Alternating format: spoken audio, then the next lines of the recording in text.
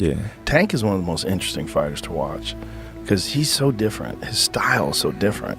You know, he's so economical. Like, he puts pressure on guys without throwing too many punches, and then starts to figure holes out. And the way he can explode and move in with one shot, my God.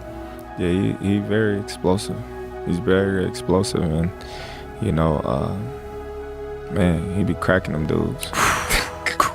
Hey, he be putting them to sleep. Just cracking people. Yeah.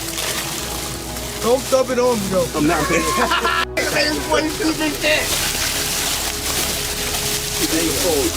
Challenge. Why would you get this one, When Joe Rogan first saw Gervonta Davis's newly bulked up physique ahead of a potential matchup with Jake Paul, his reaction said it all: part shock, part deep analysis. I'm a giant Gervonta fan. I think that guy is so unusual. Yeah. His style's so unusual, and his like patience. Yes. Yeah. He finds these openings and he sees them, but he doesn't go after them right away. He waits for the right time. He's so patient. Right.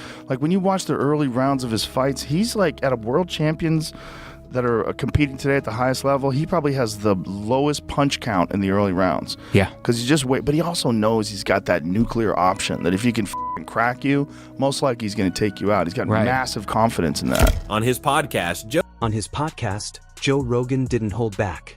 After watching Davis's latest training clips, he said Tank looks almost engineered: broader shoulders, thicker frame, and noticeably more muscle than before the Ryan Garcia fight. Rogan even broke it down technically, suggesting that the added muscle could actually increase explosiveness, boosting punching power instead of slowing him down. Right? Like, you don't know whether someone's ever going to be able to figure that out, or whether or not he's just going to keep cracking people. Yeah. You know, so it's part of the fun of watching it. I've talked to a lot of like real boxing purists. It's like, you can't rely on that style. Right. He's got to be busier. When he gets to the best guys, it's not going to work out. Like, well, we'll see. Yeah. We'll see, because there's so much. Rogan went even further, comparing Davis to a modern, compact version of Mike Tyson, built for destruction, not just scoring points. He also took a subtle jab at Jake Paul, suggesting that going the distance might not be realistic.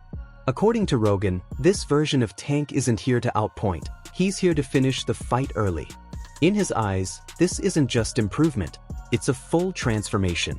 Skills, the power, he got that ring IQ to do good, but we haven't seen that yet. Yeah, he's also wild. He's a wild fella, so he's fun to watch. You know, he's just a crazy dude. You know? Yeah, coming from Baltimore, man, I think that's just his upbringing as well. You know, product of his own environment. Yes, for sure. He's just so unique in his approach. Like, you know. Looking at the training side, things feel even more intense. Under Coach Calvin Ford, every detail is being studied, every weakness, every opening. This isn't casual preparation. It's precise, calculated, and built for complete control inside the ring. Serious you take Jake, and I've said this about everybody that's fought him, the ones that don't take him serious, the ones that say he's a YouTuber and everything else, they end up losing, or they end up looking like, oh, wait a second, this guy was a little better than I thought. They end up either getting taken by surprise or actually sometimes losing because they don't realize that Jake actually takes it serious. So this is good to hear. Just already right off the rip, they were already doing something. Surprise. So tell me, when did you hear about this? They've been going back and forth for years, Tank and Jake. They've been going at it for years, and it would have happened sooner, you know what I'm saying? But we have hiccups. One key detail stands out. Gervonta Davis is clearly targeting the body. Not just to score, but to break his opponent down over time. The plan is simple: slow the pace, drain the energy, and take control. But the execution is what makes it dangerous. Calculated, patient, and strategic.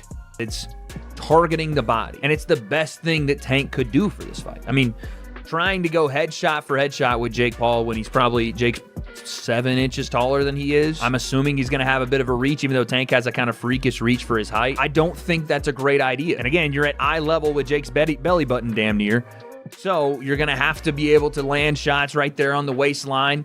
And it's probably the best idea if you actually want to knock Jake out in this fight, if you actually want a game plan, because again, it's an exhibition, but if you want a game plan to get him out. You can almost picture how it plays out. Sharp combinations to the body, constant pressure, and a gradual breakdown of rhythm. If those shots land clean, they won't just slow Jake Paul, they could completely change the fight.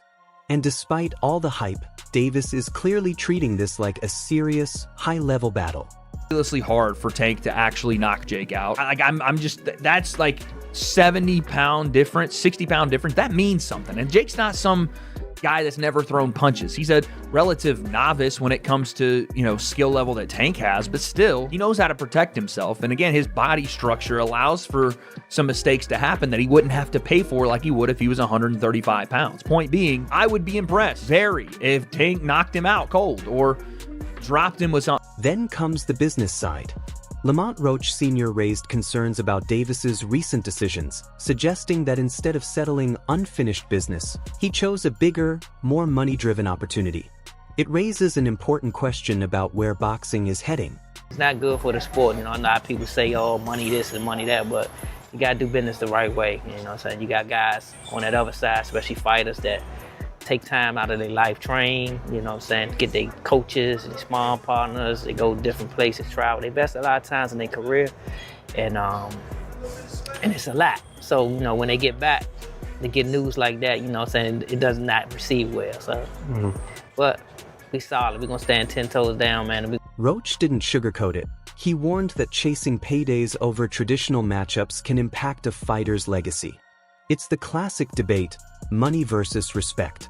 Big opportunities come with long-term consequences. Just so much more better than Jake Paul. And some people feel, well, Jake Paul is this big heavyweight that punches hard, and Tank's gonna find out, do you feel like this is going to be an actual real fight just underneath the term exhibition? And do you see the fight playing out when someone gets hurt? I don't even want to talk on that fight, me honest. I can care less about what it is. It's an exhibition, man. You know what I'm saying? It ain't nothing. He ducked that work. Yeah. He ducked that work. Lamont Roach Jr. also shared his frustration, saying the situation feels more like entertainment than true competition. From his perspective, fighters dedicate their lives to chasing titles, only to see major fights shift toward spectacle.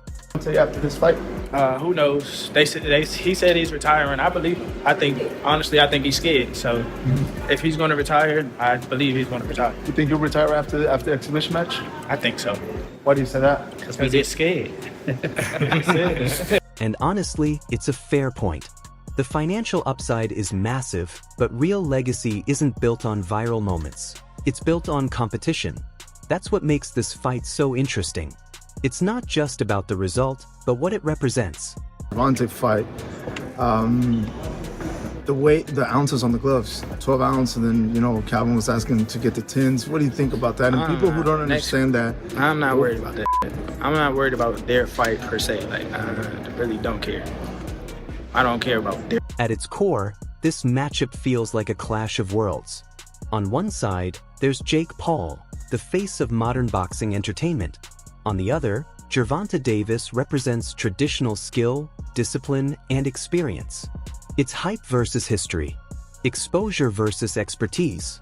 Enough where people say, oh, he's terrible. Jake Paul is not a world-class fighter. I don't care how a person feel about that. Fighters that started in their formative years, like we did, 8, 9, 10, we got too much time in. Jake will never catch up to that. He'll never catch up to that. We just got too much time. That's what makes it unpredictable. If Davis dominates, it's a win for boxing purists. But if Jake Paul survives or pushes the fight deep, the entire narrative changes.